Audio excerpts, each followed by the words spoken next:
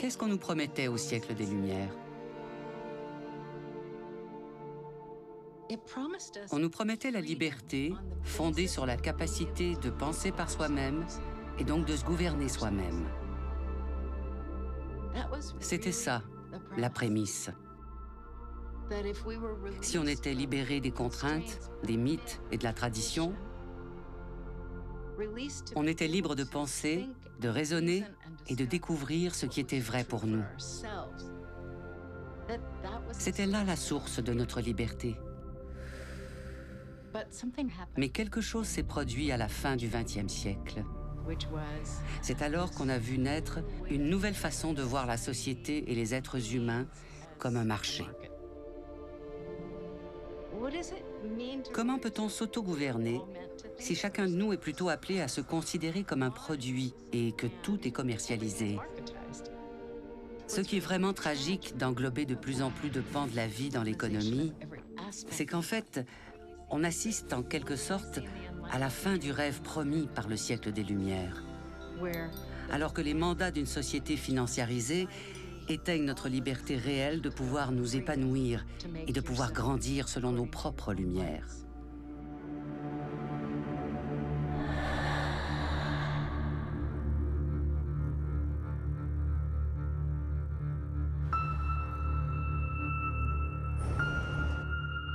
Au début des années 2000, nous avons fait un film, La Corporation. Nous avancions que les grandes sociétés ouvertes sont programmées pour la recherche de profit et de croissance, et qu'elles sont devenues les institutions dominantes de notre époque. Nous avons démontré que la corporation est considérée par la loi comme une personne morale. Elle a donc les mêmes droits qu'un être humain, et parfois plus encore. Ce qui soulève une question. Si la corporation est une personne morale aux yeux de la loi, quel genre de personne est-elle? Nous l'avons analysée comme un psychiatre analyse un patient. Un patient qui s'est avéré pathologiquement centré sur lui-même.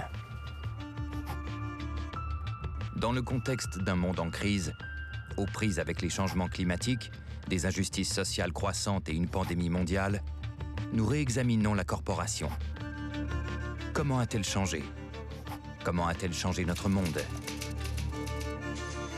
Et en quoi change-t-elle l'idée que nous avons de nous-mêmes?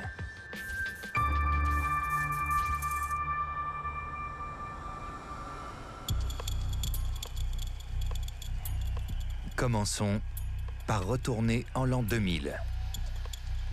À cette époque, la corporation est en crise. Come to order. This is a case of America's largest corporate bankruptcy. Des scandales financiers d'une ampleur sans précédent entraînent l'effondrement d'Enron et de WorldCom.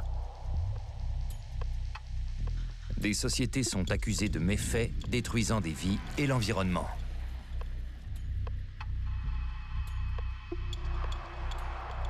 Au même moment, le courant de mondialisation provoque un mouvement de manifestation internationale contre la puissance grandissante et l'impunité des sociétés. Entre-temps, notre premier documentaire soutient que les sociétés sont des psychopathes institutionnels. Selon moi, le fait de déclarer que les sociétés sont des psychopathes a sûrement fait réagir. Du moins, ça a été mon cas, je dois dire. Quand j'ai dû assimiler cette idée particulière, c'était, disons, intéressant. Et c'est très peu dire. C'était scandaleux. Est-ce que ça a eu des répercussions? Oui. Est-ce qu'on est en voie de guérison? J'espère. J'espère qu'on l'est. Autour de 2005, d'importantes entreprises internationales se sont soudainement mises à faire de belles et grandes promesses. Elles promettaient notamment d'être 100% neutres en carbone, d'éliminer la mise en décharge des déchets, la déforestation zéro, le recyclage à 100%, bref, des changements réels et significatifs. Depuis, les sociétés ont entrepris une opération de séduction de premier plan. Elles changent leur image de marque et elles changent l'image de l'ensemble du système capitaliste, affirmant qu'il a changé et qu'il a évolué en quelque chose de nouveau.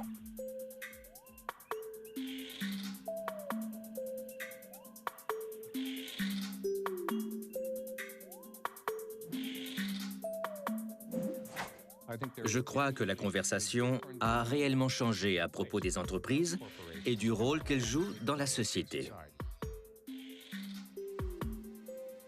Le culte de la richesse des actionnaires a fait son temps, en tant qu'étroite interprétation du fonctionnement des entreprises dans la société. Attendez, qu'est-ce qu'il a dit?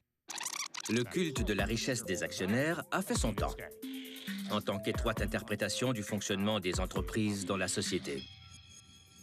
Cette idée que les entreprises n'ont plus comme unique objectif d'enrichir les actionnaires, c'est le nouveau fil narratif.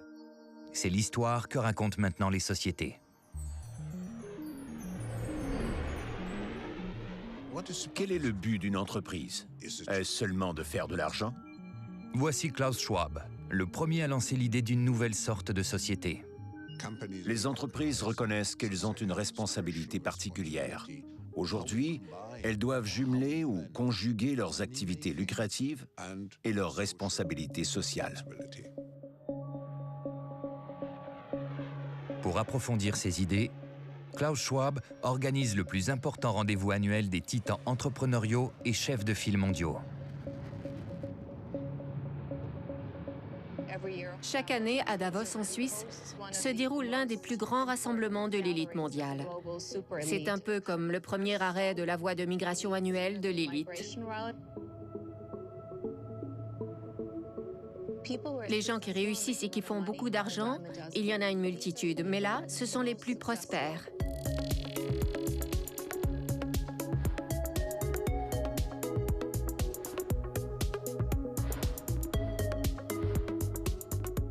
Mais ce n'est pas seulement un rassemblement de l'élite du monde des affaires. C'est aussi à Davos que se réunissent les chefs d'entreprise et les chefs de gouvernement pour promouvoir la nouvelle tendance voulant que les entreprises soient maintenant consciencieuses. Elles ne sont plus égoïstes et cupides. Elles veulent contribuer à un monde meilleur.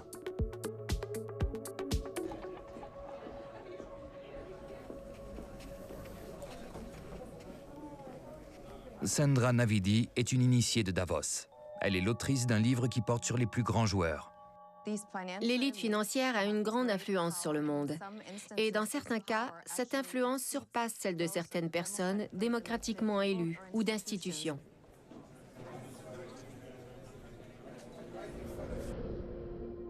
Voici Jamie Dimon. Il dirige la plus grande banque des États-Unis et il a une grande influence sur les sociétés américaines. Donc, à la réception de Jamie Dimon, les clients pourront être présentés. Je me trompe? Voici Sanjay Jain, l'un des cadres supérieurs de JP Morgan Chase. Il conseille un client potentiel. Oui, je savais qu'il fallait venir, parce que c'est à Davos que se réunissent les gens importants pendant une semaine. C'est fou tout ce qui peut arriver ici. Et voici le client, Bebop Gresta. Bonjour, Bebop Gresta, enchanté. Il cherche des investisseurs pour son entreprise qui développe une capsule de transport voyageant à très grande vitesse. Pardon. Oh mon Dieu. Pardon, désolé. Bonsoir, je suis Bebop Gresta, président de Hyperloop. Oui, j'ai rencontré vos collègues. Bonne chance.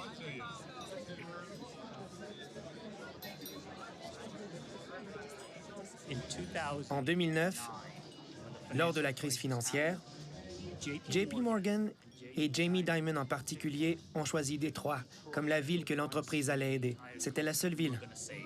Vous devez donc dire à Jamie, « Je veux que vous sachiez que nous construisons un Hyperloop jusqu'à Détroit. Nous aimons Détroit autant que vous. » C'est tout. D'accord. Compris? Oui, j'ai compris. Le voilà! Bonsoir. Comment ça va? Merci de l'invitation, Jamie. Vous portez un smoking? Oui, on m'avait dit que... Ou c'est votre tenue de tous les jours? Non. Je disais justement à Tony Blair... Enchanté. Vous avez quelque chose en commun. Ah oui? Vous êtes musicien. C'est vrai? Il a déjà eu son propre groupe. C'est vrai? Je ne savais pas à quoi m'attendre de quelqu'un comme Jamie Dimon. J'ai découvert qu'il avait fondé une incroyable culture organisationnelle. Il a mis sur pied des programmes visant à améliorer la société. Il a créé un programme spécial pour la reconstruction de Détroit. Je ne m'attendais pas à ça. Je sais ce que vous avez fait pour Détroit pour tenter de sauver cette ville. Ça n'a pas encore été annoncé, mais nous avons signé une entente avec l'Ohio pour construire un Hyperloop jusqu'à Détroit. Pour tout vous dire, on veut suivre votre exemple. C'est un projet très important. C'est une très grosse année pour nous. C'est vraiment stimulant. On se revoit bientôt. D'accord, merci. Merci beaucoup. Davos est un lieu d'interaction et de dialogue. On observe l'écosystème de ce qui se passe, mais on le fait toujours avec un sentiment de responsabilité envers nous. Et par nous, je veux dire un seul pays ou une seule personne, parce qu'en fin de compte, en tant qu'être humain, nous formons tous une humanité interdépendante.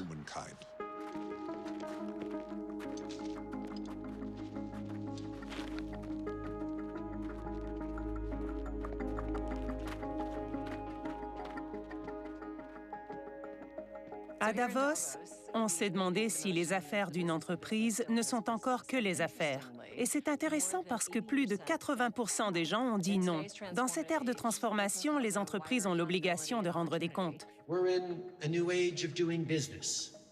You need to give back. You need to be part of the solution. Society is demanding that companies, both public and private, serve a social purpose.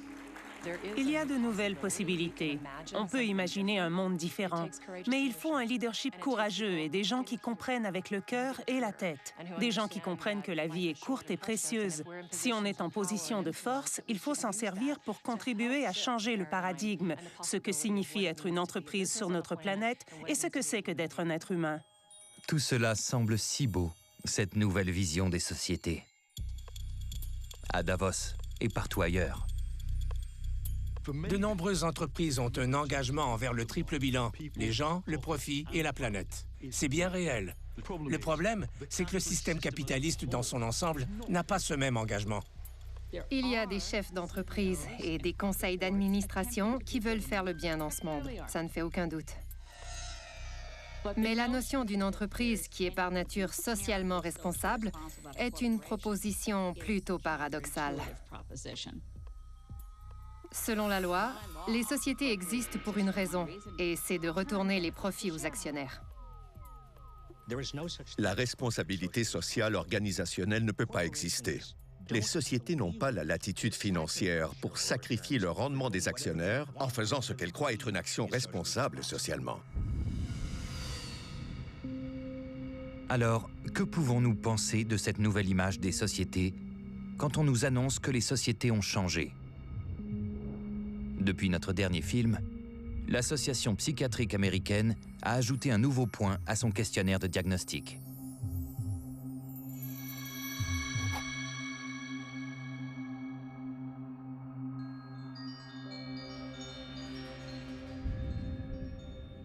En tant que dirigeant, il faut toujours revenir à son objectif. Pourquoi est-ce qu'on existe et pourquoi est-ce qu'on fait des affaires? On veut faire des affaires à long terme. Les valeurs font partie de la raison d'être de l'entreprise. John Brown est l'un des principaux intervenants du mouvement des nouvelles sociétés. Quand il était directeur général de la deuxième société pétrolière au monde, il professait d'importantes convictions environnementales tout en réalisant des profits records et une croissance fulgurante. You basically, for the first time, an oil company executive step forward to say, global warming is a problem. It set BP apart. I think people are much more convinced now, at least around the world, that there is a real case to take precautionary action to avoid carbon concentrations going to beyond a critical level in the atmosphere. Je pense que les préoccupations de John Brown sont réelles et son souci de l'environnement aussi. Et en théorie, il s'intéresse réellement aux travailleurs et à leur sécurité. Mais ces désirs entrent naturellement en contradiction avec le besoin de faire de l'argent. Parce que, pour ces sociétés, le profit passera toujours en premier.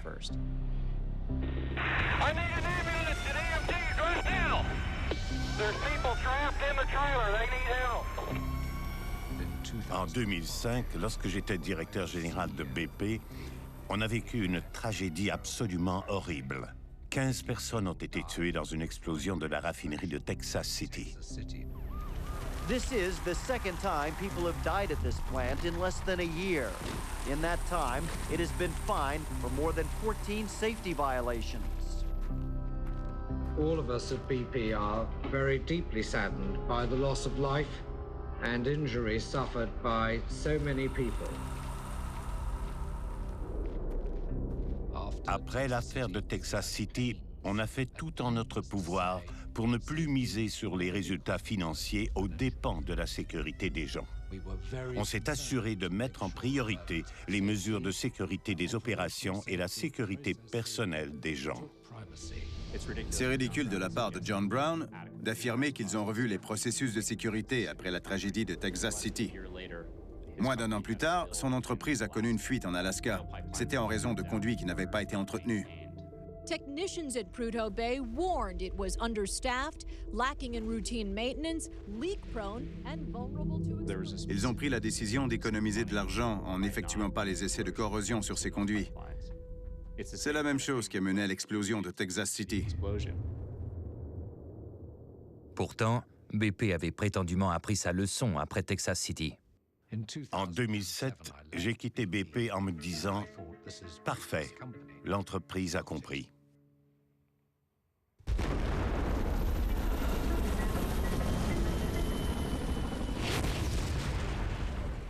Ce qui m'a paru d'autant plus décourageant, c'était qu'encore une fois, des gens étaient morts.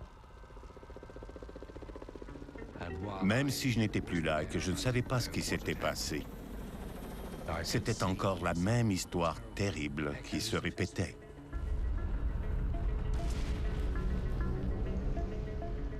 Même si John Brown a quitté BP, certaines choses n'ont pas changé. Les mauvaises décisions qui ont mené à l'explosion de Deepwater Horizon étaient le résultat de ce que John Brown avait mis en place 1 ou 2 décennies auparavant. John Brown avait considérablement réduit ses coûts. Je n'avais jamais vu ça dans une entreprise, pas juste dans l'industrie pétrolière. C'est impossible sans tourner les coins ronds sur l'entretien et l'équipement et sans repousser les échéances. C'est la culture qui l'a bâti.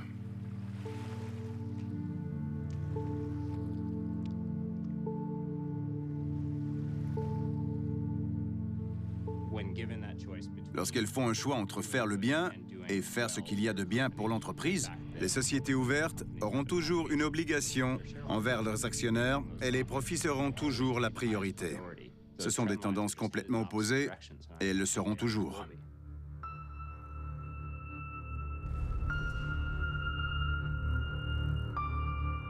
We are just to make it clear, a for-profit institution, and we are making an investment in Detroit. Vous vous souvenez de Jamie Dimon de JP Morgan Chase? C'est le PDG qui souhaite sauver Détroit.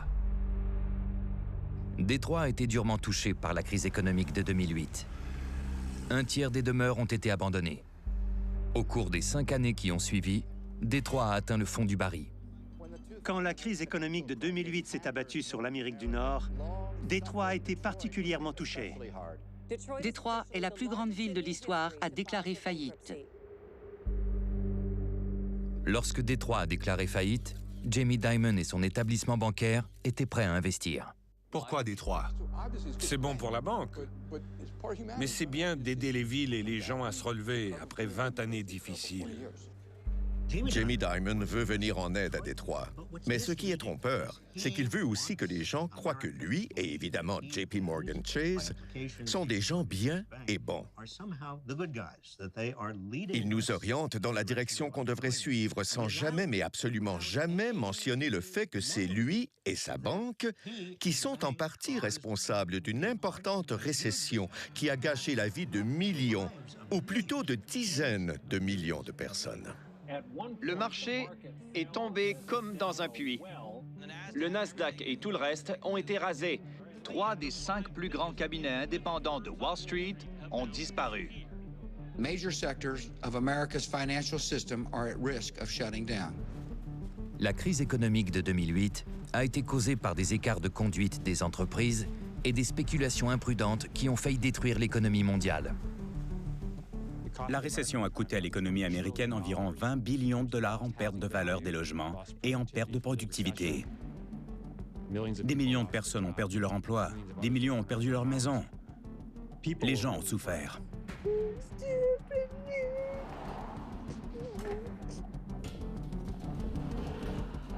JP Morgan Chase a conclu un accord de 13 milliards de dollars avec les États-Unis pour avoir trompé les investisseurs et les agences hypothécaires à propos de titres adossés à des crédits immobiliers vendus avant la crise. C'est la plus grande amende jamais payée par une institution bancaire pour une peine civile qui ne règle pas le volet criminel potentiel. Mais l'image bienveillante de JP Morgan Chase a aidé à masquer ses intérêts égoïstes. Il faut reconnaître qu'il s'agit là d'une propagande du secteur privé et que ça a énormément de succès. Anand Giridharadas comprend bien la façon dont les grandes entreprises déguisent leur but lucratif en actes bienfaisants. Prenons l'exemple de Jamie Dimon. Il gouverne une organisation qui a dû payer des amendes pour avoir contribué à causer une crise économique, une crise qui a anéanti des collectivités. Ça a complètement effacé certaines collectivités.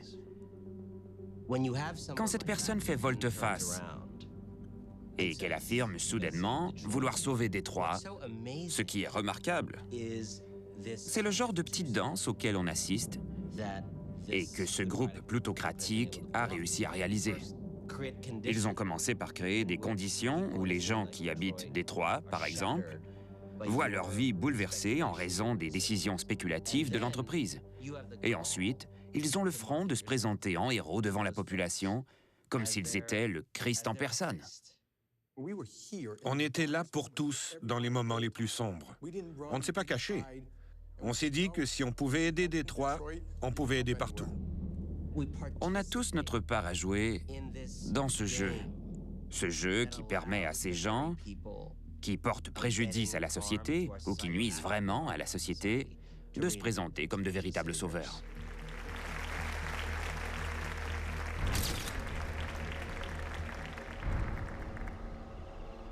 Cela fait partie d'un jeu encore plus vaste auquel jouent les sociétés. Elles promettent le bien-être en arborant de larges sourires et en renvoyant une image d'elles-mêmes différente de ce qu'elles sont vraiment. S'il y avait un cahier de jeu pour ces nouvelles sociétés, à quoi ressemblerait-il? Quelles seraient ses stratégies?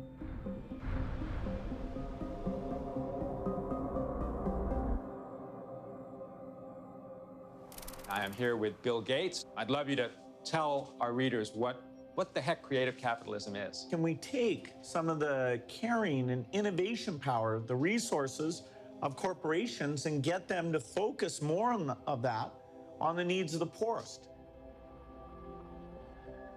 Bill Gates a mis en place son concept de capitalisme créatif et a investi des milliards de dollars en Afrique, dont plusieurs millions de dollars dans une entreprise en démarrage, la Bridge International Academies.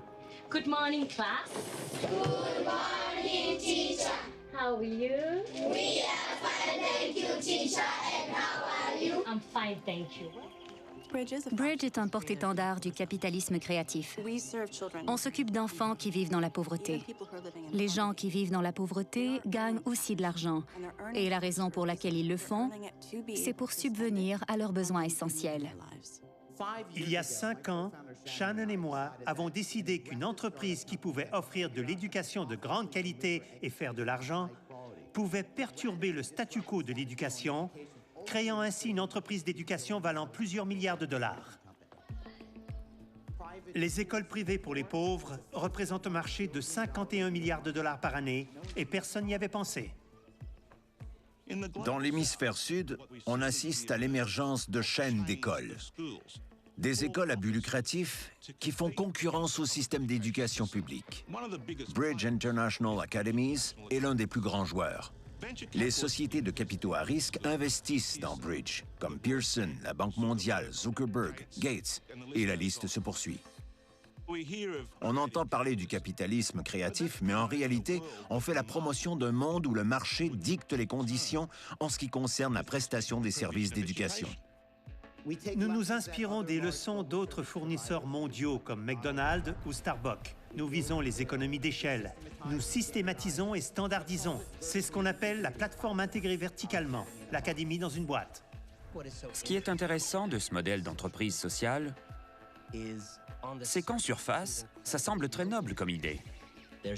Les entreprises ne devraient pas avoir comme unique but de faire de l'argent. Alors, elles se donnent un but social.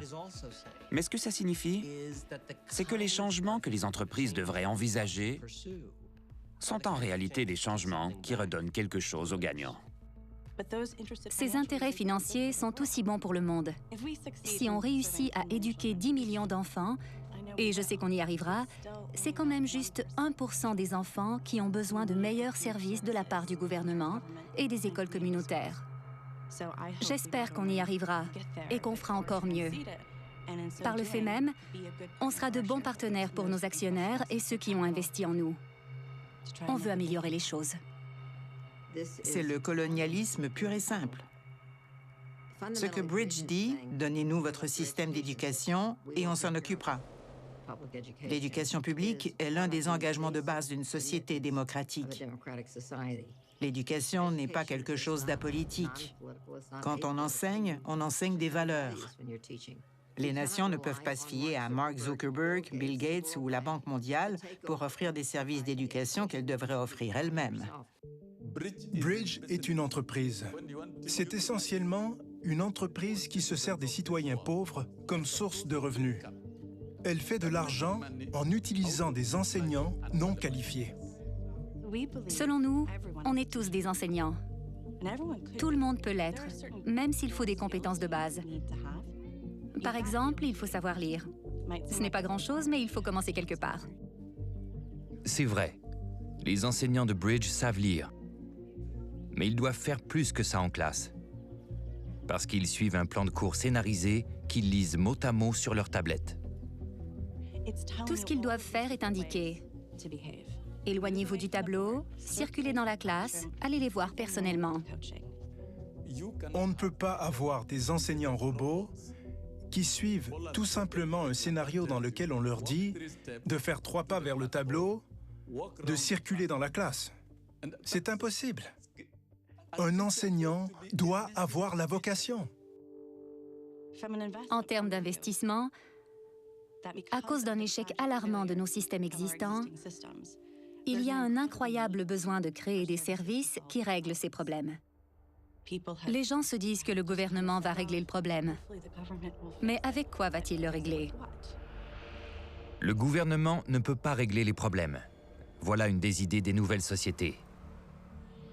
Voilà une stratégie importante qui remonte à près d'un demi-siècle. In this present crisis, government is not the solution to our problem. Government is the problem.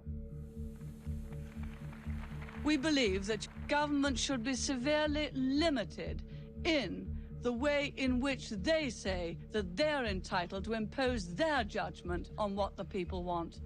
If you look at the real problems of poverty and denial of freedom to people in this country, almost every single one of them is a result of government action.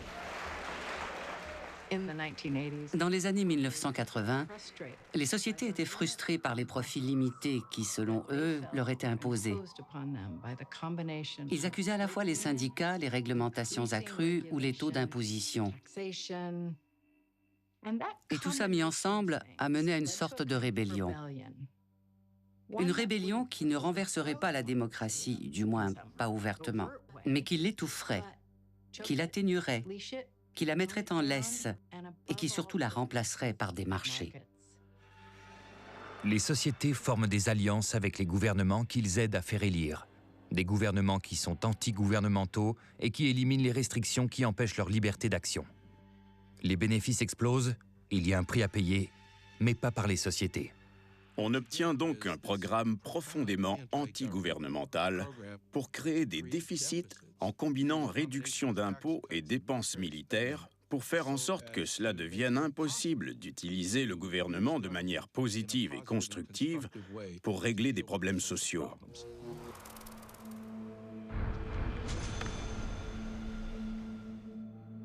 Mr. President, on behalf of the business leaders here in the room, let me particularly congratulate you for the historic tax reform passed last month, greatly reducing the tax burden of US companies providing a tremendous boost to the global economy.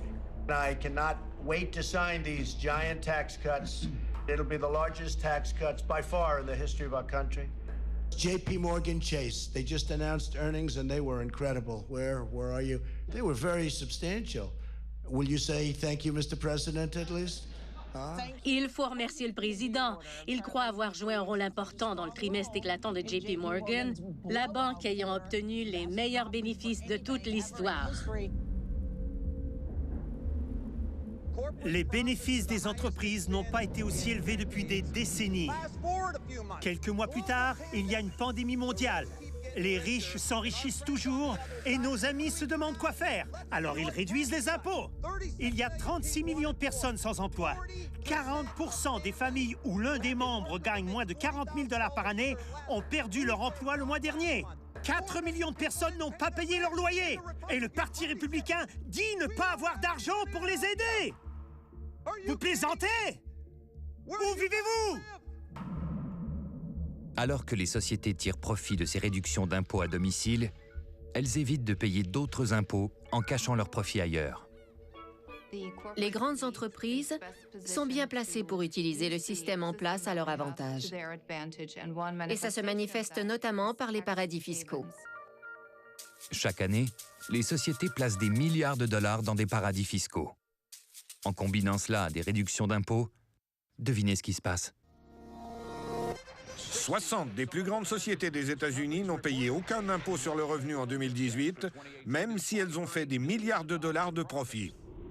C'est la première fois que je viens à Davos. Et à vrai dire, c'est une expérience déconcertante. 1500 jets privés ont atterri pour le discours de Sir David Attenborough à propos de la destruction de la planète. J'ai entendu les gens parler de participation, de justice, d'égalité et de transparence, mais personne ne parle de l'évitement fiscal, qui est la vraie question. Les riches ne paient pas leur juste part. Il faut parler d'impôts. Les impôts et les impôts. Tout le reste n'a rien à voir, à mon avis. Autrefois, les gouvernements avaient le pouvoir de tirer profit des richesses sous forme d'impôts et d'utiliser cette richesse pour le mieux-être de la société dans son ensemble. Ce qui s'est produit, c'est qu'on a donné plus de pouvoir aux entreprises afin qu'elles puissent contrôler leur fortune et la sortir du régime fiscal. Alors qu'est-ce qui se produit par la suite? D'abord, les sociétés et les gens riches deviennent de plus en plus riches parce qu'ils ne paient pas les impôts que vous auriez payés. Par conséquent, le gouvernement a moins d'argent. La capacité du gouvernement est comprimée et les problèmes sociaux se développent davantage. C'est en partie parce que le gouvernement a moins d'argent. On se retrouve dans un contexte où les riches arrivent et disent « Oh mon Dieu, c'est désolant. La situation est absolument désolante. On a tous ces problèmes sociaux. Et bon sang, le gouvernement devrait prendre les choses en main. Mais il ne le fait pas. C'est absurde. Eh bien, je suis heureux de vous aider, mais à ma façon. On va privatiser la solution.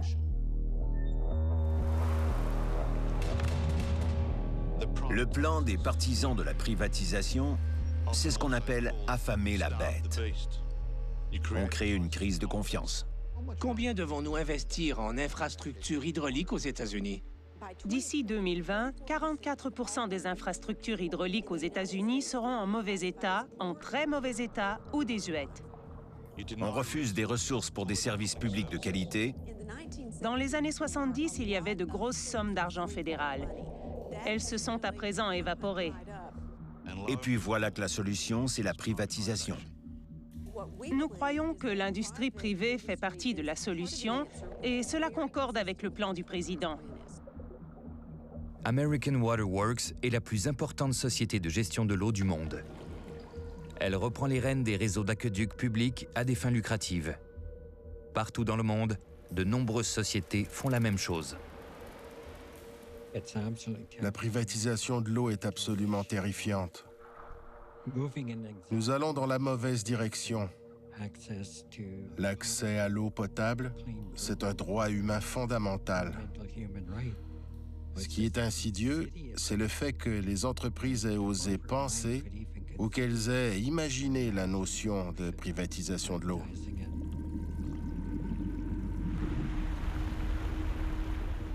Les entreprises ont compris qu'il y avait d'importantes occasions d'affaires dans le secteur public, en partie parce que ce dernier est resté à l'écart de l'influence des sociétés par le passé.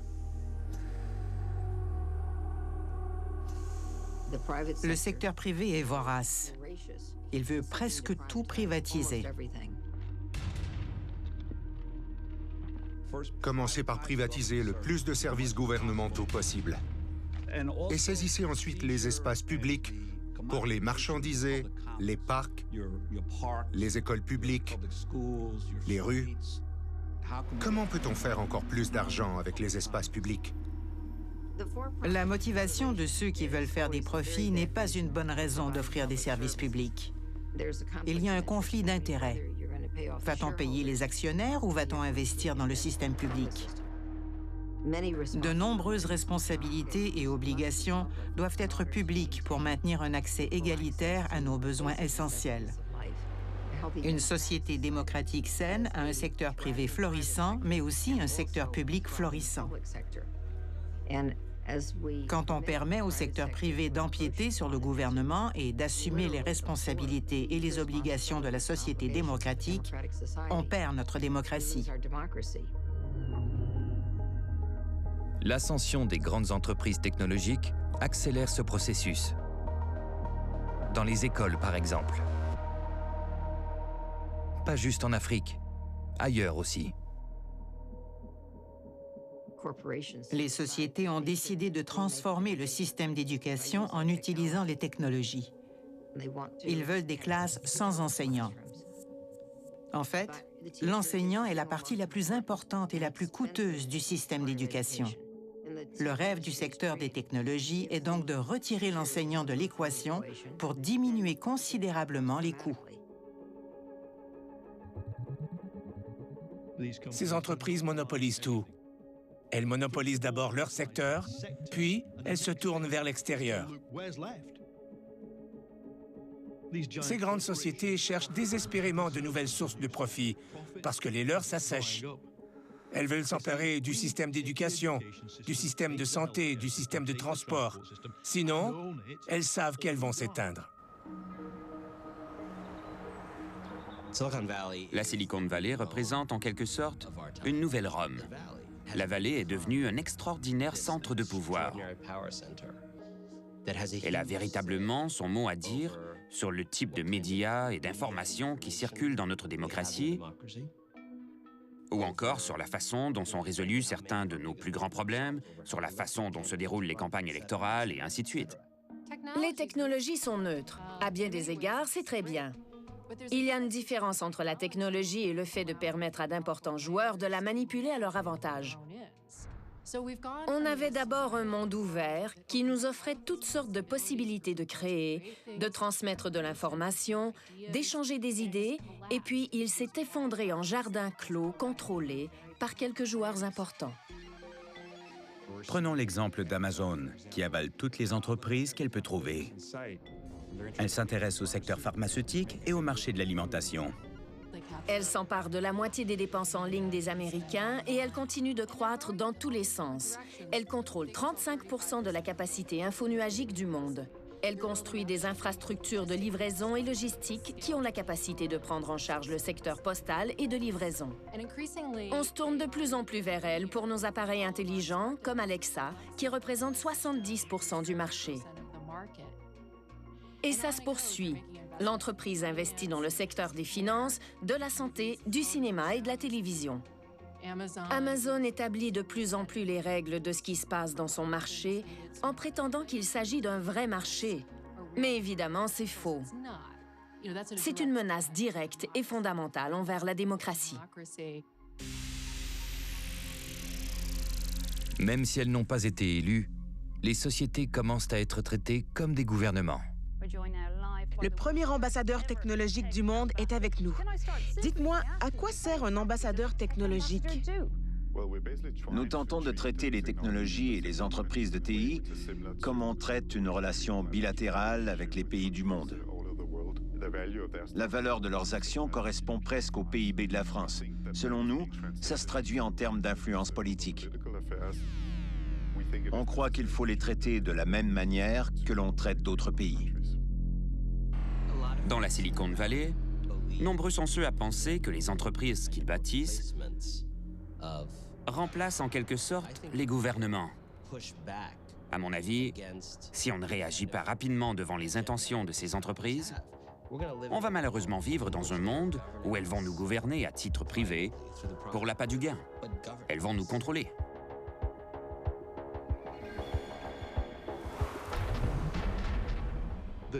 Les sociétés nous demandent à nous de tout leur léguer. Toute la valeur leur revient et elles nous donnent quelques commodités, un certain confort. Il est plus facile d'étudier, plus facile d'aller travailler, plus facile de passer un test de santé. C'est un accord dangereux parce que personne ne peut garantir ce qu'elles feront avec l'information. On leur lègue nos données sans vérification et sans aucun contrôle. À mon avis, c'est ça le nouveau défi de la vie au 21e siècle. Je les appelle les super-sociétés de réseaux sociaux. Ce sont les entités qui gouvernent nos vies en ce moment. Il ne faut absolument pas sous-estimer leur portée. Ils savent tout à propos de nous. Ils savent tout ce que l'on fait, avec qui on le fait, où on le fait, ce qu'on achète. C'est une vraie mine d'or pour les agrégateurs. Ça leur permet d'adapter leur politique et leur offre de produits en prédisant tout simplement la façon dont chacun va vivre le reste de sa vie. Ils essaient d'influencer les décisions que vous allez prendre aujourd'hui et jusqu'à votre mort, de façon à servir au mieux les objectifs des entreprises en fin de compte.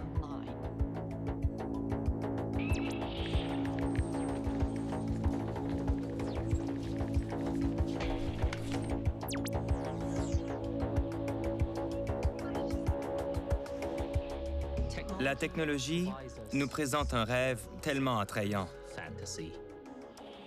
Nos téléphones intelligents, nos systèmes de données, nos plateformes de réseaux sociaux, tout est conçu pour dissimuler le coût réel de ces technologies pour la société dans son ensemble. La vie privée. Voilà ce à quoi on pense quand on parle de ces enjeux. Mais ce n'est pas une question de confidentialité, c'est une question de contrôle. Parce que les entreprises veulent rentabiliser ces données. Elles nous disent qui nous sommes et nous définissent aux yeux des autres. Laissez-moi vous donner un exemple d'algorithme d'embauche. Ils vont analyser votre entrevue d'embauche et déterminer si vous êtes une personne qui remet en question le statu quo ou si vous êtes un agent du changement. Ils ne vous embaucheront pas parce que vous risquez de créer des problèmes. Pour l'algorithme, vous n'êtes pas un être humain. Vous n'êtes qu'un ensemble de données. C'est l'un des dangers auxquels on fait face aujourd'hui. Parce qu'aujourd'hui, on affirme qu'on doit arrêter de se fier à notre raison humaine et qu'on doit se fier davantage à ces systèmes d'algorithmes de prise de décision.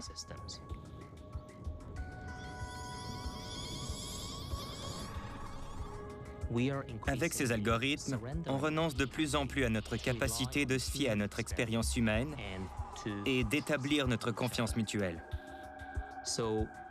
En fait, la réelle question que ces technologies soulèvent est la suivante. Qu'est-ce que ça signifie d'être humain? Et à mon avis, cette technologie étrangère à l'humain est l'une des façons de s'éloigner du véritable héritage du siècle des Lumières.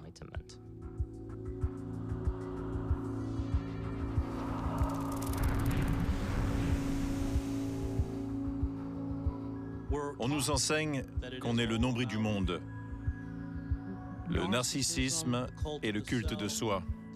On nous vend l'idée que la consommation peut enrayer notre sentiment d'aliénation et nous rendre importants. Le magasinage est une belle façon de me remonter le moral. Et en plus, ça stimule l'économie. Ce sont, je n'aime pas le terme valeurs, mais ce sont des valeurs qui sont sciemment inculquées au public. Ça bouscule les valeurs traditionnelles de modération, d'effacement de soi, de communautarisme, et ça les remplace par des valeurs qu'on appelle aujourd'hui les valeurs américaines, mais qui sont en réalité des valeurs d'entreprise.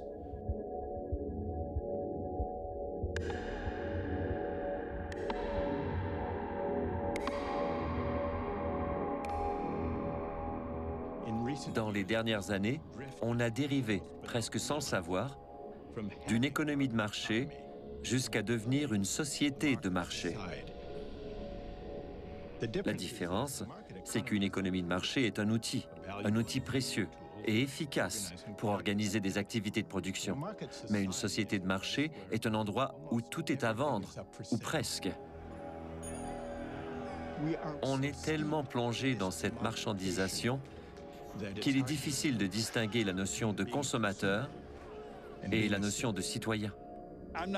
Je ne crois pas à la citoyenneté politique. Je crois principalement au pouvoir des marchés.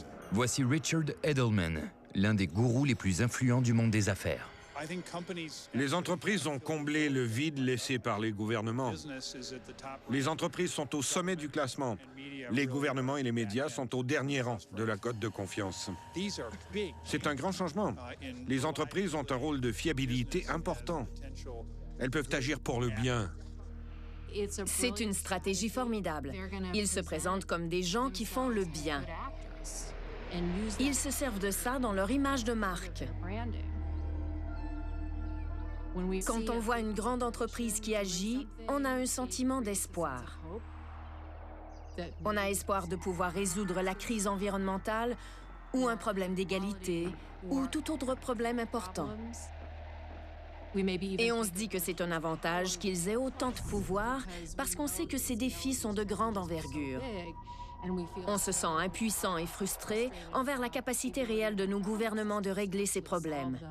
On donne donc notre confiance aux entreprises, mais en faisant ça, on s'enfonce encore plus profondément sur la voie qui nous a menés jusqu'ici.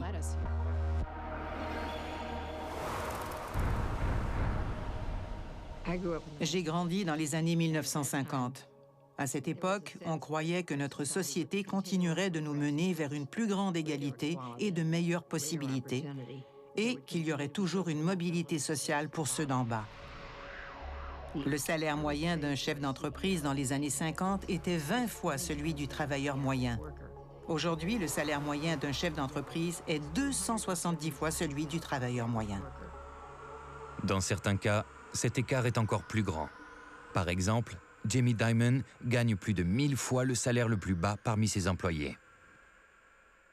Monsieur Dimon, vous dirigez une banque de 2,6 trillions de dollars.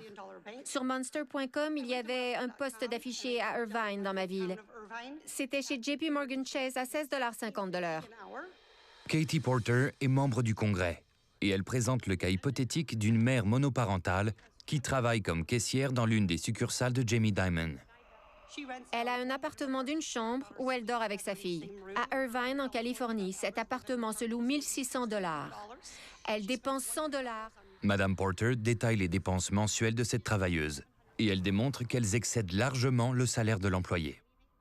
Monsieur Dimon, comment devrait-elle gérer ce déficit budgétaire en travaillant à temps plein pour vous?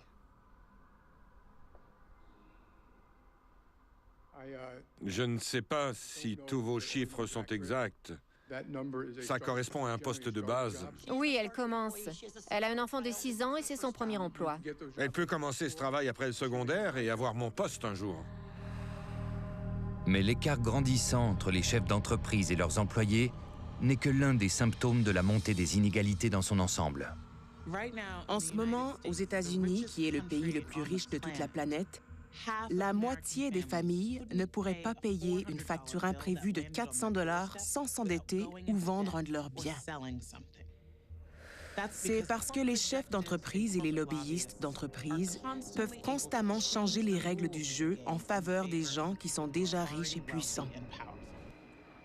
Il est plus difficile de former un syndicat et il est plus facile pour les méga-entreprises d'éliminer la compétition provenant des petites entreprises. Il diminue les impôts des gens riches et des sociétés et il lègue une plus grande part de la responsabilité aux travailleurs. Cela donne lieu à une inégalité économique. C'est absolument immoral et il est impossible de régler ce problème sans parler de race ou de sexe. Il est impossible de régler ces inégalités séparément, parce que tout est interrelié. Les gens de couleur touchés par la brutalité policière, les femmes victimes de harcèlement sexuel au travail, les innombrables travailleurs qui luttent contre la pauvreté et l'itinérance, et toute cette dégénérescence qui existe dans un système capitaliste sans que ce soit leur faute. On parle d'une économie mondiale. Il faut savoir qu'1 billion de dollars de toute la richesse générée l'an passé ont été distribués à 500 personnes seulement. Je sais que vous... Je serais prêt à discuter de ses finances avec elle pour l'aider. Pour l'aider à vivre avec moins que le minimum, comme je l'ai décrit? Pour l'aider. Le 1% ou le 0,1%, c'est un groupe de personnes qui jouent un jeu extraordinaire. Chacun d'eux est prêt à aider dans cette ère d'inégalité. Ils sont prêts à faire absolument n'importe quoi pour aider, sauf une chose. Ils ne sont pas prêts à laisser les travailleurs de ce pays tranquilles. Des travailleurs qui se sont fait avoir et que personne n'écoute depuis 40 années de changement. Il y a une citation formidable du juge Brandeis qui dit « Vous pouvez avoir une démocratie ou une importante accumulation de richesses, mais pas les deux. » Cette richesse leur donne énormément de pouvoir pour appuyer notamment des dirigeants politiques ou un programme législatif dans tous les volets de notre société.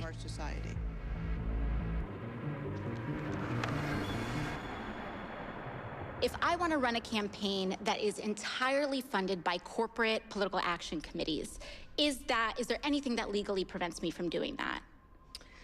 No. So now I'm elected, now I'm in, I've got the power to draft, lobby, and shape the laws that govern the United States of America.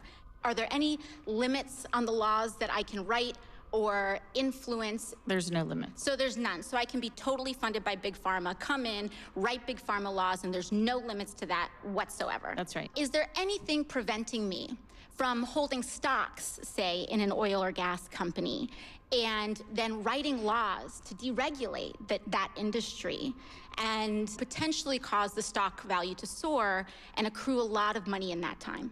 You could do that. Yes. Okay, great. Les gouvernements indépendants ont disparu avec la montée du règne des entreprises. Il y a de plus en plus de prises de contrôle du gouvernement et des processus électoraux. Le problème, c'est quand on a un système entrepreneurial et un système politique où le gouvernement a l'impression que sa fonction principale est de faciliter les actions des sociétés privées pour qu'elles fassent ce que bon leur semble.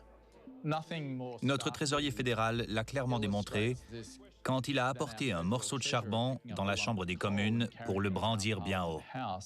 Mr. Speaker, this is coal. Don't be afraid. Don't be scared. The Treasurer knows the rule on crops. It's coal. Mr. Speaker, those opposite have an ideological, pathological fear of coal. Affordable energy is what Australian businesses need to remain competitive. C'était Scott Morrison, avant qu'il devienne Premier ministre. Il dirige un groupe d'importants politiciens qui entretiennent des liens étroits avec les grandes entreprises de charbon. Celle-ci notamment, Adani. On y reviendra plus tard. Ce qui se produit en Australie n'est qu'une partie d'une histoire encore plus vaste. Les entreprises tiennent les rênes et c'est accepté. Les gouvernements sont assujettis aux règles des sociétés. Aux États-Unis, avec l'administration Trump, on a vu le marché de la vente en gros avoir main mise sur le gouvernement, comme jamais auparavant.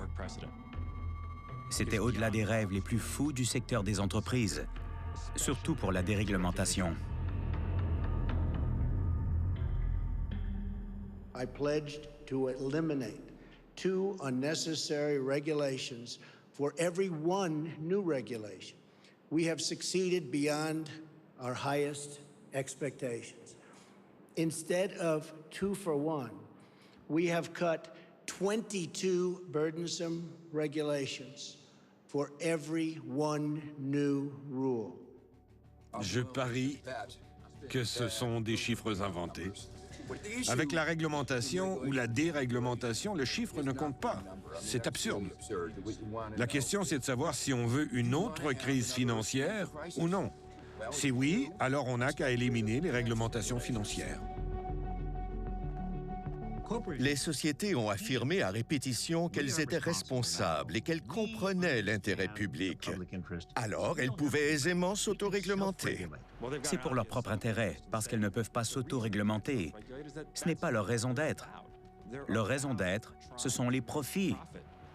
Quand la réglementation gouvernementale échoue, les entreprises mettent les gens en danger. Ce n'est pas hypothétique. Ils sont empoisonnés. Ils en deviennent malades parce qu'on tourne les coins ronds. Les gens sont blessés et certains meurent. C'est ce qu'on voit encore et encore.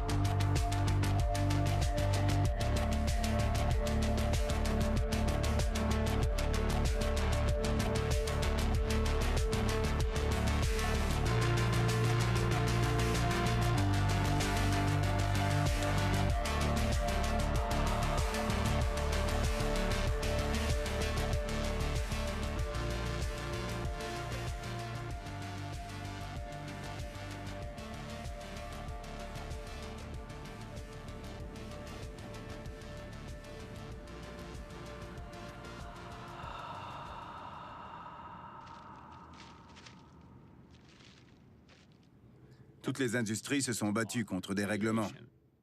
Elles ne veulent pas être surveillées par le gouvernement parce que les règlements augmentent leurs coûts d'exploitation. Mais l'industrie pétrolière et gazière se bat particulièrement fort.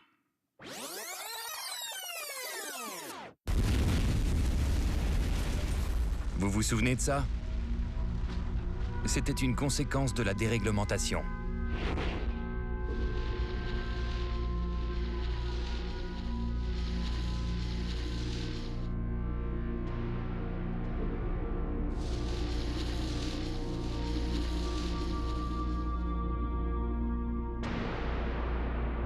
La catastrophe de Deepwater Horizon a entraîné la fuite de 200 millions de gallons de pétrole brut dans le golfe du Mexique.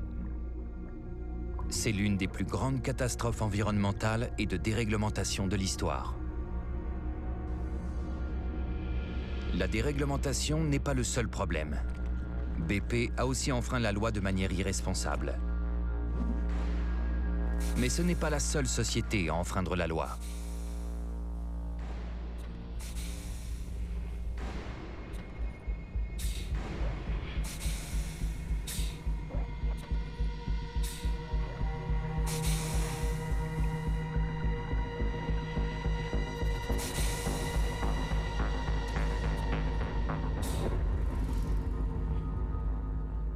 Les sociétés vont faire des choses qui sont mal et immorales si elles sont légales et possibles. La preuve, c'est qu'elles vont aussi enfreindre régulièrement la loi, soit de manière intentionnelle ou en l'ignorant afin de réaliser des bénéfices. This opioid crisis is a killer, and it's a killer that does not discriminate.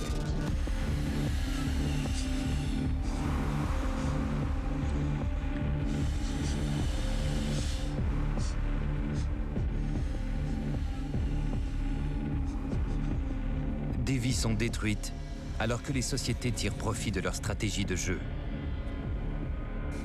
Et elles jouent pour gagner. Ces sociétés n'ont aucune limite. Et malheureusement, ces grandes puissances ont mis l'espèce humaine à risque.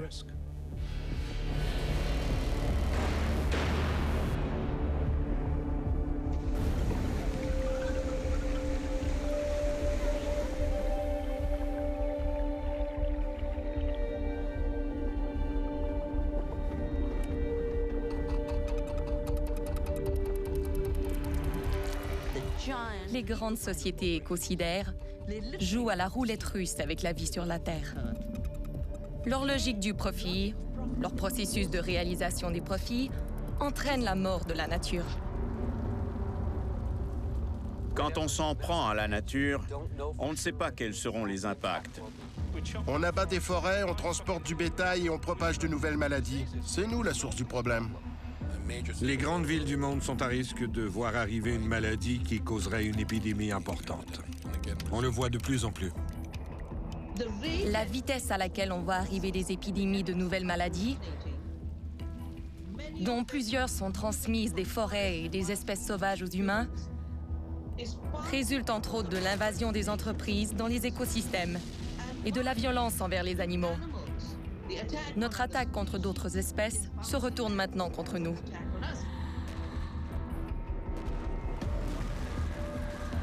Toute l'Italie est maintenant en zone rouge. Sao Paulo lance de sérieux avertissements. Aux États-Unis, le virus est présent dans les 50 États.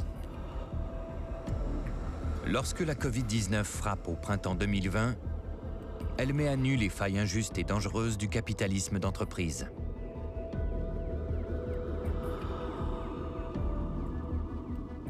Les Afro-Américains sont plus durement touchés par le virus.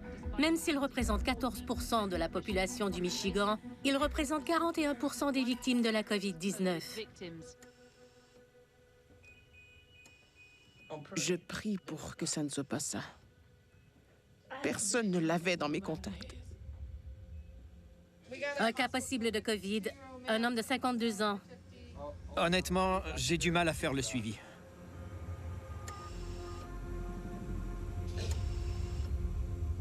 C'est justement ce qui se produit quand on modifie les règles et les ressources publiques pendant des décennies pour le compte des grandes entreprises. On a moins d'hôpitaux, moins de lits d'hôpitaux, et on n'a pas les capacités de réagir à une situation d'urgence comme celle-là.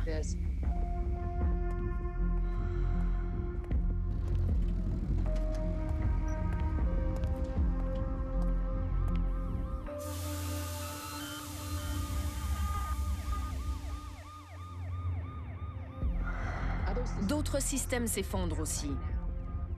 Les travailleurs essentiels, ceux qui sont en première ligne et qui nous permettent d'avoir de la nourriture, mettent leur vie en danger sans être réellement appuyés par les entreprises pour lesquelles ils travaillent.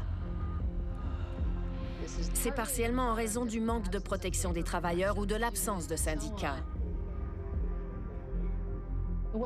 Ce à quoi on assiste, c'est en quelque sorte une continuation de la façon dont les entreprises ont saboté la capacité des gens ordinaires d'orienter leur propre vie. Ce n'est pas une crise qui est pleine de nouveautés. C'est une crise pleine de révélations.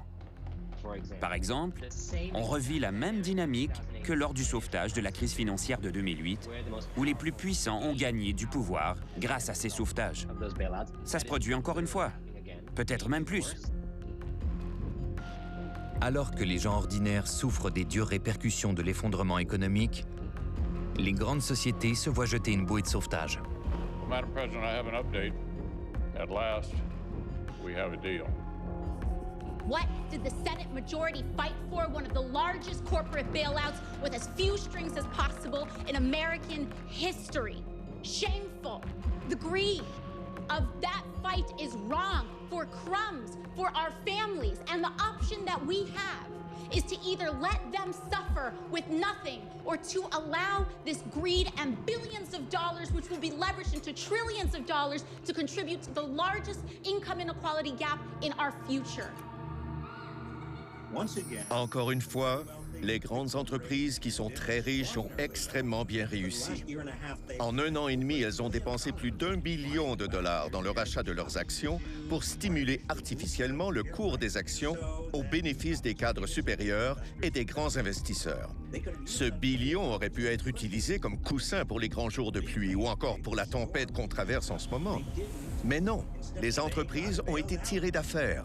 C'est du socialisme pour les riches, du socialisme d'entreprise. C'est la forme de capitalisme la plus rude pour les travailleurs et pour les gens les plus pauvres.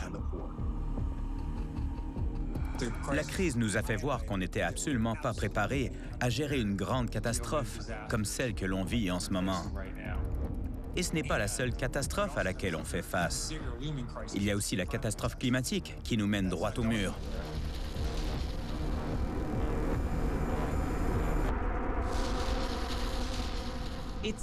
Je crois qu'on n'exagère pas du tout en disant que la soif de pouvoir économique nous tue. Elle tue des espèces et elle appauvrit nos ressources naturelles. Elle empoisonne les gens. Il y a une poignée de sociétés qui ont le droit de faire passer les bénéfices de leur prochain trimestre devant la prochaine génération.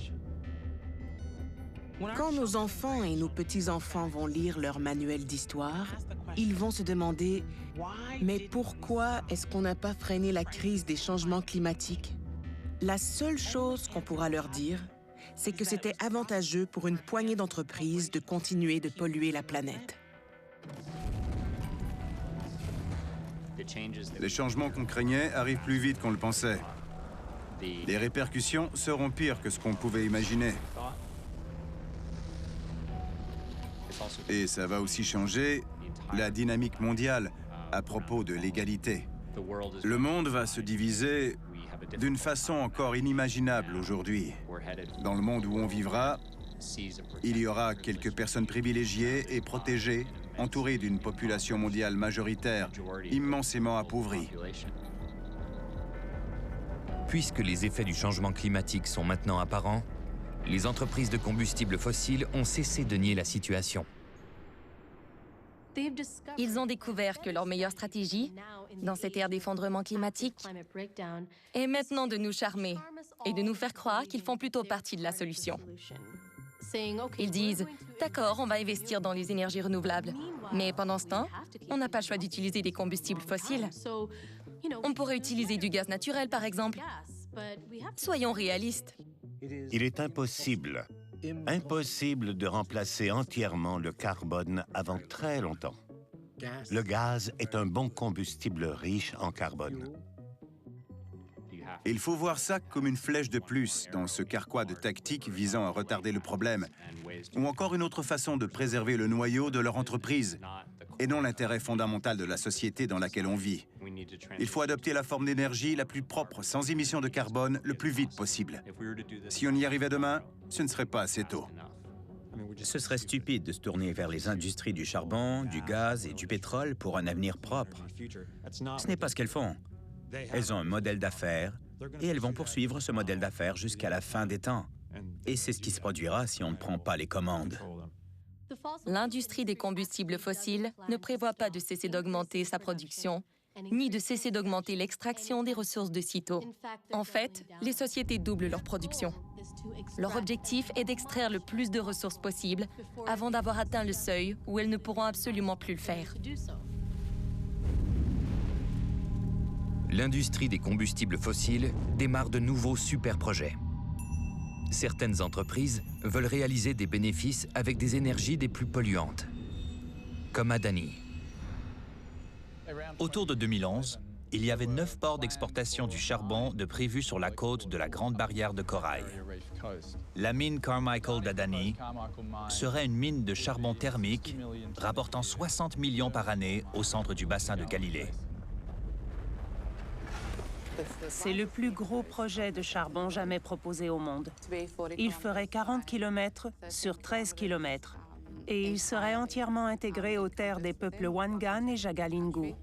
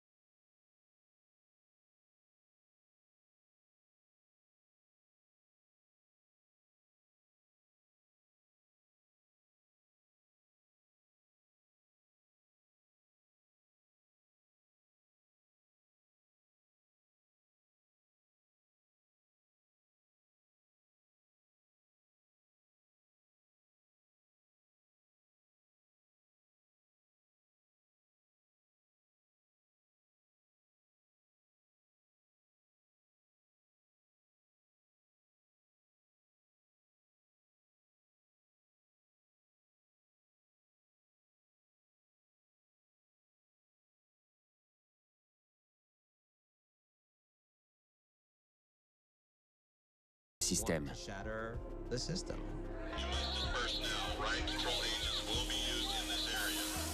Quand on défait un système, il n'y a aucune garantie.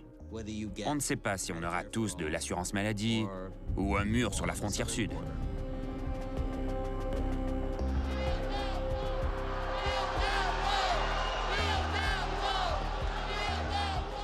Ça ressemble au mouvement fasciste des années 1920 ou 1930, alors que ceux qui se sentent abandonnés ont un sentiment de pouvoir en s'identifiant aux grands chefs, souvent dans de grands rassemblements.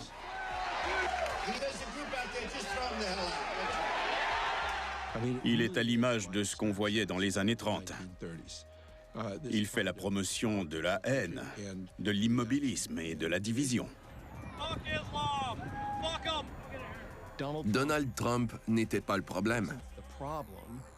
Donald Trump était un symptôme du problème. Le problème, c'est la détérioration de la cohésion sociale qui rend la démocratie et la société civile possibles.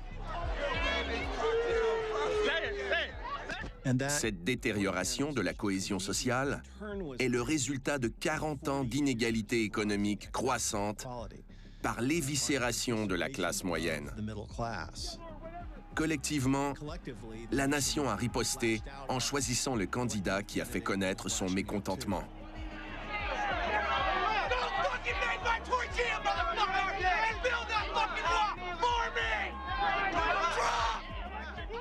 Ça a provoqué l'explosion de la colère de la droite, qui était complètement d'accord avec le fondamentalisme de libre marché de cet ordre nouveau. Ils se sont mis à se présenter comme le peuple blanc, le peuple dont les valeurs traditionnelles, la chrétienté et le nativisme, devaient absolument se trouver au cœur des préoccupations du pays. Laissez-les vous traiter de racistes. Laissez-les vous traiter de xénophobes. Laissez-les vous traiter de nativistes. Ce sont des insignes d'honneur. Chaque jour, nous devenons plus forts et eux plus faibles. Certaines parties de la population se tournent vers des hommes forts comme Donald Trump. Une grande partie de la population de Turquie appuie Erdogan et en Hongrie, c'est Orban.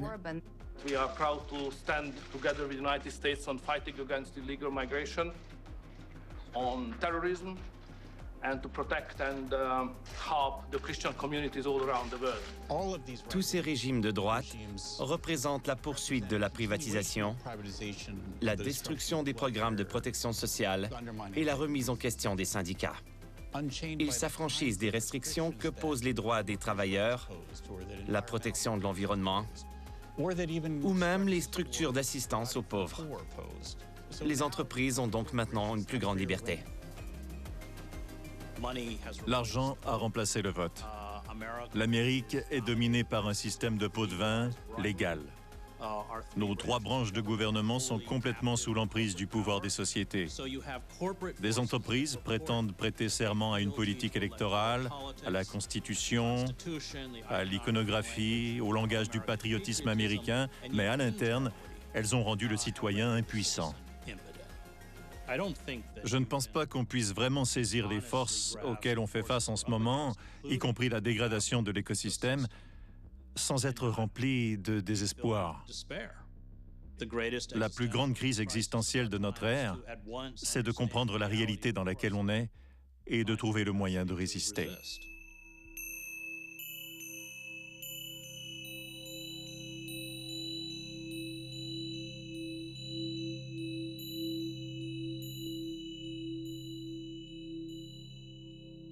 On passe notre vie à se mentir à soi-même. Les sociétés ont très bien réussi à définir les limites du possible et à définir ce à quoi on peut s'attendre de la vie. Si on croit qu'on vit dans une société soumise par la loi de la jungle et à une vision patriarcale et machiste de la réalité, ça détermine notre façon d'agir et de se comporter. Les mouvements sociaux sont issus d'une humeur contagieuse et d'une nouvelle tactique.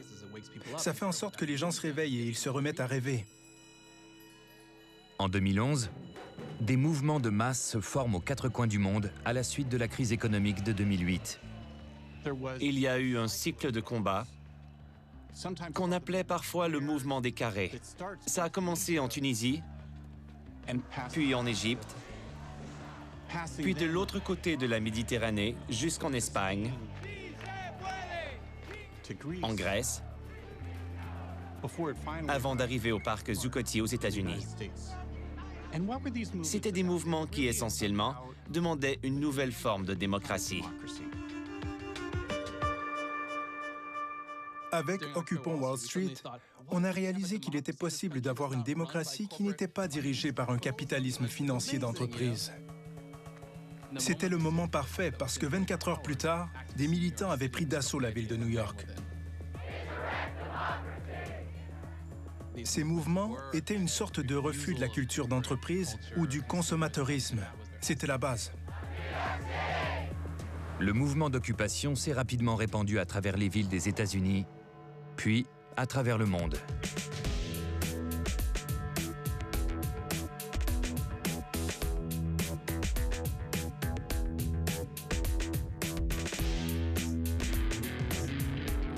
Le mouvement d'occupation avait vraiment saisi le sentiment des travailleurs. Quand la récession est survenue en 2008, les institutions bancaires qui avaient causé l'effondrement financier ont été récompensées alors que le reste de la population a été liquidé. L'important pour le mouvement d'occupation, c'était de cristalliser la colère du public. C'est ce que le mouvement a fait, en plus de fournir des explications concernant le 99% et le 1%. On veut trouver une façon de changer le système. Un système économique qui est fondamentalement mal aligné par rapport aux intérêts des entreprises et de la population. C'est tout.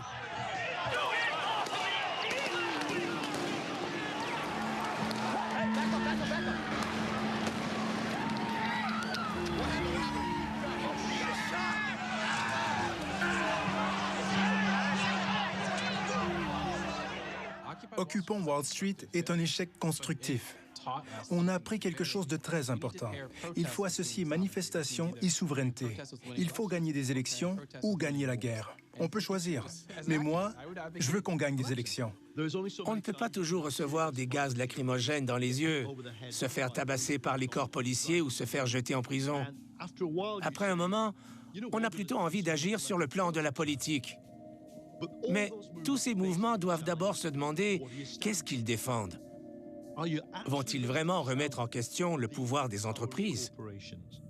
Voilà l'essence de la décennie 2020.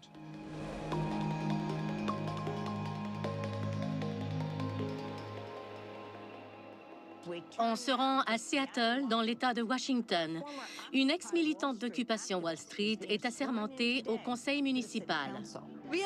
On a démontré qu'il était possible de réussir dans une campagne indépendante et ouvertement socialiste sans prendre l'argent des grandes entreprises. Ce moment s'inscrit dans cette façon de s'organiser. Shamma est devenue la première socialiste à être élue au conseil municipal de Seattle depuis le début du 20e siècle. Son cheval de bataille était le salaire minimum de 15 $ l'heure. Il y a eu des travailleurs courageux de McDonald's et d'autres chaînes de restaurants qui ont décidé de faire la grève pendant une journée. Leur slogan était 15 $ et un syndicat. Le 15 mai 2014, des milliers de travailleurs de la restauration rapide envahissent les rues de 150 villes américaines. Ils demandent un salaire minimum de 15 $ l'heure, de meilleures conditions de travail et le droit de former un syndicat. On a rassemblé des gens ordinaires, des travailleurs, des syndiqués de la base et des militants prêts à se battre pour les 15 $. Pour être fidèle envers le mouvement et rendre des comptes aux gens que vous dites représenter une fois élus, vous n'avez pas le choix d'adopter une position forte contre les politiciens qui prennent l'argent des entreprises. S'ils ne sont pas de votre côté, c'est votre devoir de lutter contre eux. C'est une obligation. Amazon doit des milliards de dollars d'impôts à l'IRS et on leur accorde un répit de 789 millions de dollars. Sa campagne avait tellement de partisans que Seattle est devenue la première grande ville des États-Unis à adopter le salaire minimum de 15 $ l'heure. Ça a donné le coup d'envoi à d'autres villes des États-Unis qui ont suivi l'exemple de Seattle. Si vous renforcez le pouvoir des travailleurs en améliorant leurs conditions de vie, ça ne s'arrêtera pas là.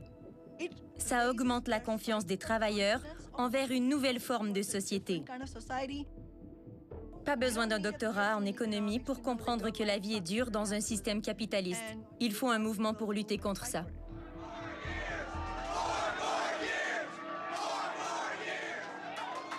En 2019, Kshama Sawant est élu pour un 3e mandat au conseil municipal de Seattle, malgré le fait qu'Amazon ait dépensé 1,5 million de dollars pour essayer de la déloger.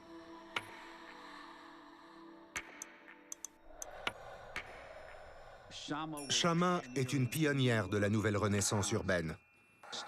À partir de 2013, mais surtout à compter de 2014, il y a un mouvement d'organisation communautaire de différents horizons qui s'unissent pour élire pour la première fois des gens qui représentent leurs perspectives. Il y a aujourd'hui une nouvelle vague de gens qui n'avaient soi-disant aucune chance. Et ils ont tous plus ou moins la même plateforme, c'est-à-dire l'inégalité des revenus, qui est l'enjeu moral de notre époque. Et ça ne se passe pas juste aux États-Unis. Je pense à Sadiq Khan, le premier musulman à être élu maire de Londres, à Anne Hidalgo, leader environnemental et socialiste d'Europe, qui est la mairesse de Paris, ou Carmen Yulín Cruz, la mairesse de San Juan à Porto Rico, ou encore à Ada Colau à Barcelone.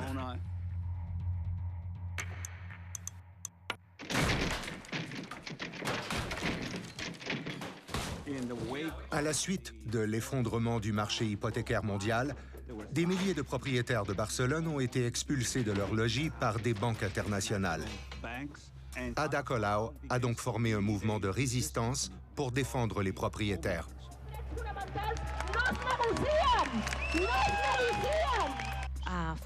C'était un dur combat. On voulait mettre fin aux expulsions forcées et obliger les institutions bancaires à négocier avec les familles afin qu'elles puissent garder leur logis, ou au moins qu'elles ne soient pas endettées à vie.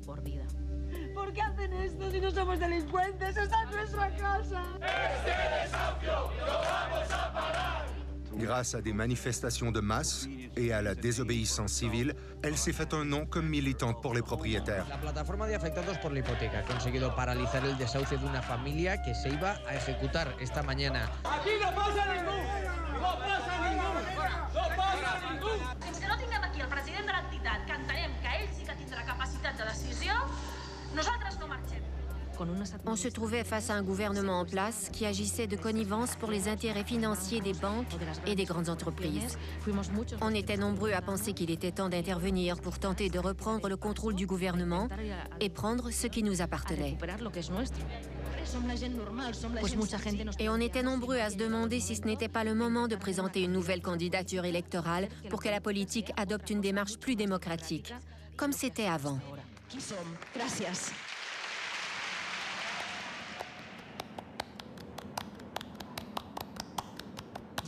Je suis devenue la première femme maire de Barcelone.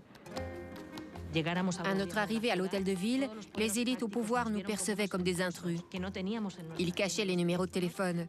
On n'avait aucun numéro pour joindre les représentants du pouvoir économique de la ville. Ce qui est différent avec ce mouvement, c'est que les progressistes ont compris la nécessité d'être élus. Et ce qui est encore plus important, c'est qu'une fois en fonction, ils savent qu'il est primordial pour eux de continuer de communiquer avec ceux qui les ont élus. Barcelone est chef de file dans la lutte contre les expulsions de logis, plus que toute autre institution gouvernementale en Espagne. Nous sommes la ville qui investit le plus dans des programmes sociaux dans l'ensemble du pays. En 2019, plus de 200 grands penseurs et militants soutiennent la réélection d'Ada Colau.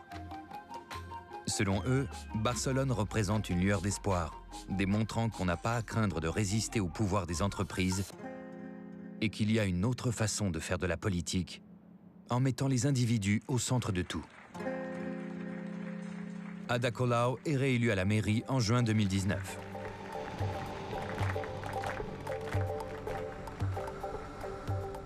Le documentaire La Corporation m'a ouvert les yeux.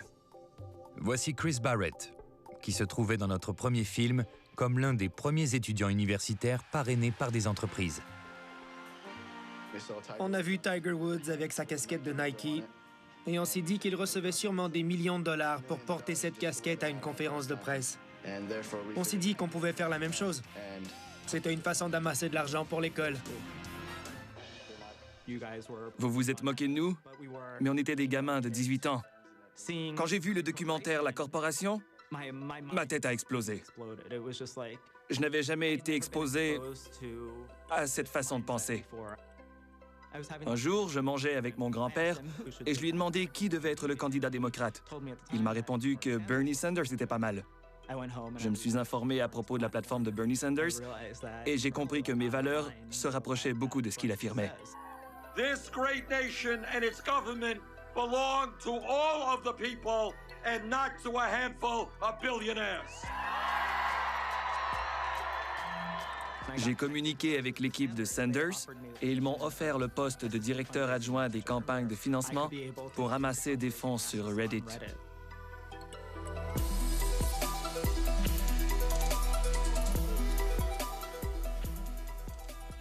On a réussi à amasser plus de 10 millions de dollars pour la campagne de Bernie Sanders. Il y avait même des gens qui se présentaient au bureau de leur région pour savoir comment s'impliquer, même s'ils n'avaient jamais voté de leur vie.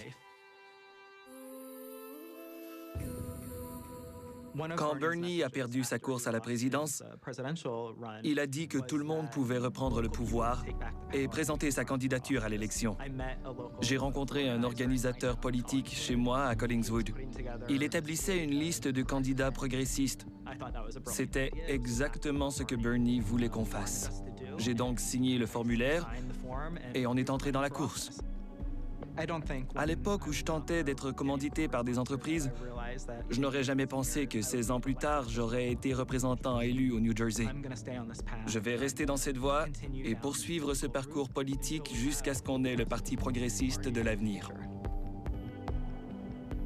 Historiquement, les mouvements progressistes s'intéressaient davantage à un pouvoir dans la rue, ce qui est bien, mais ils ne pensaient pas être élus.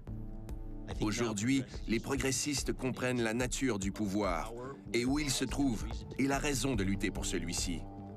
Des milliers de personnes disent « Je veux être candidat ». Les gens disent que Bernie Sanders a subi un échec. Mais je crois plutôt que sa campagne a été un véritable succès. Elle a changé l'espace de délibération et de discussion. Des enjeux auxquels on n'aurait jamais pensé il y a quelques années sont aujourd'hui au cœur des préoccupations. La campagne de Bernie Sanders a porté sur la grande scène politique les pratiques adoptées par les politiciens locaux, comme Kshama Sawant, Ada Colau et Chris Barrett. Une politique électorale liée au militantisme. Une certaine forme de Green New Deal est absolument essentielle pour la survie de l'humanité. Ça fait maintenant partie de l'ordre du jour général. Pourquoi? Grâce à l'engagement militant. Les jeunes sont appuyés par la population, comme Alexandria Ocasio-Cortez et d'autres jeunes législateurs qui sont entrés en fonction à la suite de la vague populaire enclenchée par Bernie Sanders.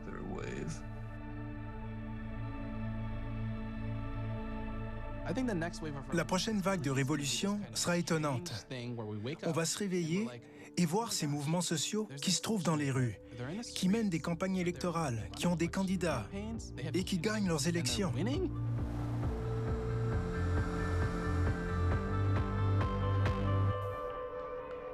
Peu importe la forme de la révolution, le changement doit commencer par s'organiser.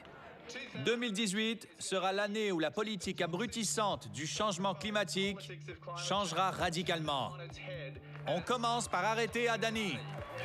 Notre objectif est d'éloigner le monde des combustibles fossiles le plus vite possible. Le combat des peuples Wangan et Jagalingo est différent. Ils doivent protéger leur territoire et gagner les droits sur les terres. Adani a tenté de déchirer notre peuple, mais ça nous a plutôt unis. On a pu se poser la question, à savoir ce que l'avenir nous réservait et ce que l'on voulait construire. Et ce ne sont pas des industries d'extraction, comme ce que le gouvernement et d'autres grandes sociétés aimeraient que ce soit. L'objectif qu'on s'est fixé est de soutenir une vaste gamme d'organisations et d'individus afin qu'ils collaborent pour parvenir à des changements plus importants que ce que pourrait faire une seule organisation. On veut déchaîner le plus de gens possible et les envoyer dans la bonne direction. On s'est dit que la seule façon de mettre fin au projet, c'était d'empêcher son financement. Oui, il leur faut des permis et des approbations, mais Adani a aussi besoin d'argent. Le mouvement Stop Adani, les peuples Wangan et Jagalingou mettent des bâtons dans les roues du financement de la mine de charbon d'Adani. On a rencontré certaines des plus grandes banques du monde et on leur a fait remarquer qu'un investissement dans la mine de charbon d'Adani signifiait aussi qu'ils manquaient à leurs obligations envers nous, envers les aborigènes qui avaient refusé le projet. Un mois plus tard, Standard Chartered annonçait publiquement qu'ils ne donneraient pas d'argent à Adani. Et c'était après leur avoir donné 680 millions de dollars. Ensemble, ces deux mouvements réussissent à mettre un terme au financement de la part des banques à l'échelle internationale. Ils réussissent également à empêcher le gouvernement australien de combler l'écart avec un prêt d'1 milliard de dollars. C'était une très grande victoire pour nous, parce qu'on nous avait dit que c'était impossible d'y arriver. Adani et ses alliés gouvernementaux continuent de militer en faveur de la mine. Mais jusqu'à maintenant, aucun morceau de charbon n'a encore été extrait. La résistance se poursuit. Toute ma vie, on m'a raconté qui j'étais en évoquant des histoires à propos de mon peuple. Sans leur résistance et sans leur résilience, je ne serais pas ici. C'est avec moi que ça se joue aujourd'hui. Et je refuse d'être celle qui brise la chaîne. La lutte contre la mine de charbon d'Adani est devenue un symbole. Les sociétés peuvent-elles continuer de faire peu de cas des souhaits de la communauté? Peuvent-elles continuer de créer un avenir qui répond seulement à leurs intérêts financiers? La communauté peut-elle amasser assez de pouvoir pour dire non, parce que ce n'est pas l'avenir qu'elle souhaite? Elle veut un avenir sécuritaire dans un climat sécuritaire pour tous.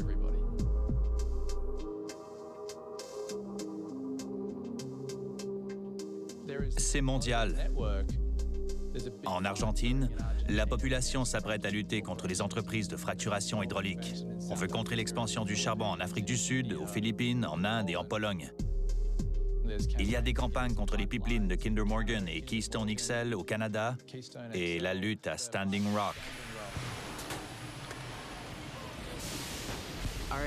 Les populations autochtones étaient sur la ligne de front bien avant mon temps. Ils défendent la terre, l'eau, notre pouvoir inhérent de prendre soin de Dame Nature. Mais cette lutte n'appartient pas qu'aux Autochtones. C'est la lutte de l'humanité. Il faut se rassembler pour repousser les programmes des entreprises. Les peuples de tous les horizons commencent à comprendre que ça nous concerne tous. Le mouvement est déjà enclenché. Notre civilisation est sacrifiée pour qu'un petit nombre de gens puissent continuer à gagner d'importantes sommes d'argent. Nous ne sommes pas ici pour demander aux dirigeants de se soucier de nous. Vous nous avez ignorés par le passé et vous continuerez de le faire. Vous n'avez plus d'excuses, mais nous n'avons plus de temps. Nous vous annonçons que le changement est inévitable, que ça vous plaise ou non. Le vrai pouvoir appartient au peuple.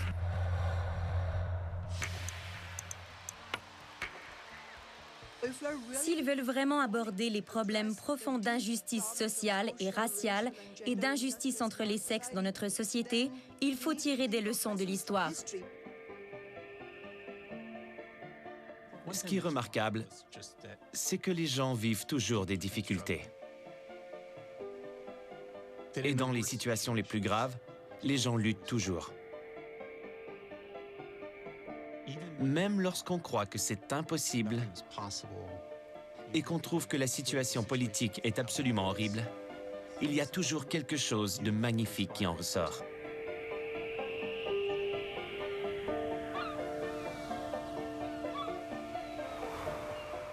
Au printemps 2020, le monde ferme et les gens ouvrent grand leur cœur.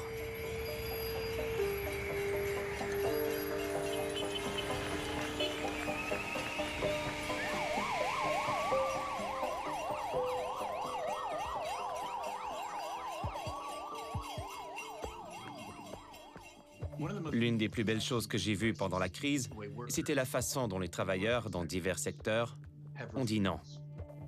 Ils ont refusé que les travailleurs soient mis en danger. Je pense aux employés d'Amazon et à ceux de FedEx. Il y avait aussi des travailleurs de la santé qui ont été mis dans des situations à risque. C'est un aperçu du type de difficultés qui vont émerger de cette crise, puisqu'on est mis en face des inégalités de cette économie. Avec la pandémie, on a découvert un soutien généralisé de la population envers l'idée qu'il faut contenir la puissance des entreprises.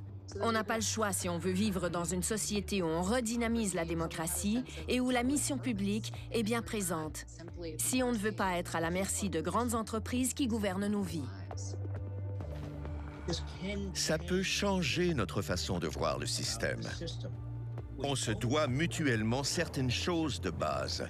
C'est ce qu'on avait perdu pendant les 40 dernières années de déréglementation, de privatisation et de prise de contrôle du système et de la culture politique par les sociétés.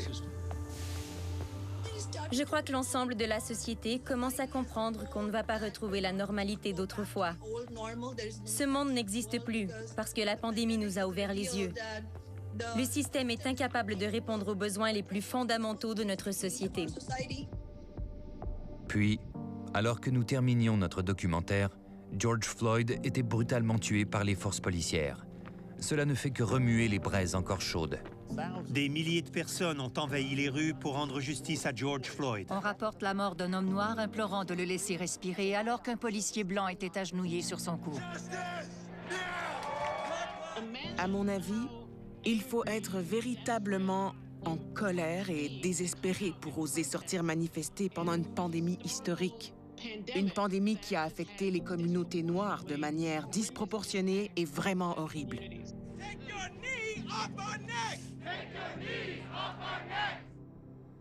La démocratie veut respirer sous le poids de la pauvreté et de l'impossibilité d'avoir des soins de santé qui pèsent sur notre cou. C'est une métaphore de l'ensemble de la communauté qui ne peut pas respirer. Malgré la répression parfois brutale des corps policiers, les manifestations prennent de l'ampleur et elles ciblent des injustices encore plus vastes et des priorités détournées. Vous avez vu l'équipement qu'ils portent? Et regardez les travailleurs de la santé qui portent des sacs de poubelle et qui doivent utiliser les mêmes masques N95 pendant des semaines. Les manifestations vont rapidement plus loin que la brutalité raciste des policiers. Elles dénoncent les échos du capitalisme d'entreprise, le passé raciste. Le capitalisme est un capitalisme racial. La révolution industrielle qui reposait sur la production de capitaux a été rendue possible par le travail des esclaves aux États-Unis. Nous sommes appelés à revoir les figures du passé que nous honorons. Des monuments d'hommes qui étaient autrefois honorés sont perçus par la nouvelle génération comme des symboles de racisme et de colonialisme. Les gens manifestent parce qu'ils savent qu'on peut faire les choses autrement. Les gens manifestent pour des choses qui peuvent changer.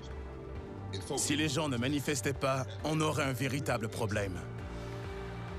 Ce ne sont pas des manifestations contre la brutalité policière seulement. On assiste à la convergence d'une rébellion et le racisme est au centre de tout ça. Votre lutte est aussi la mienne. Je sais que les choses vont changer après ces manifestations, pas juste pour les Noirs. On ne sera plus les mêmes après ça. Trop de gens ont souffert. On doit forcer le système politique à réagir. On doit le faire avec nos traditions morales et profondes, sans violence. Mais il faut que ce soit fort. Il faut que ça dure jusqu'à l'élection et au-delà de cette élection.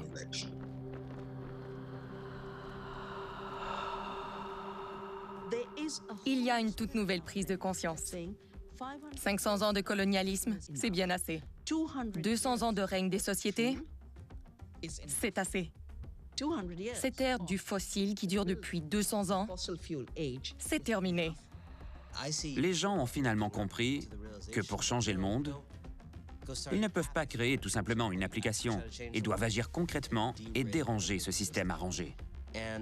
Dans un moment comme celui-ci, si vous n'agissez pas dans ce but, il faudra vous demander quel était votre rôle pendant ce moment crucial de l'histoire. C'est quelque chose qu'on a déjà vécu. À une certaine époque, mes ancêtres étaient achetés et vendus à profit. À une certaine époque, il était courant de voir des gens perdre la vie au travail. Au fil du temps, des gens ordinaires se sont mobilisés pour briser la chaîne. Ils ont exigé que les sociétés et les gens d'influence soient tenus responsables de leurs actes et qu'ils changent les règles pour que de plus en plus de gens puissent s'épanouir et vivre librement. On est justement en train de vivre un autre de ces grands moments de l'histoire. Des gens de partout dans le monde se lèvent et affirment haut et fort « ça suffit ».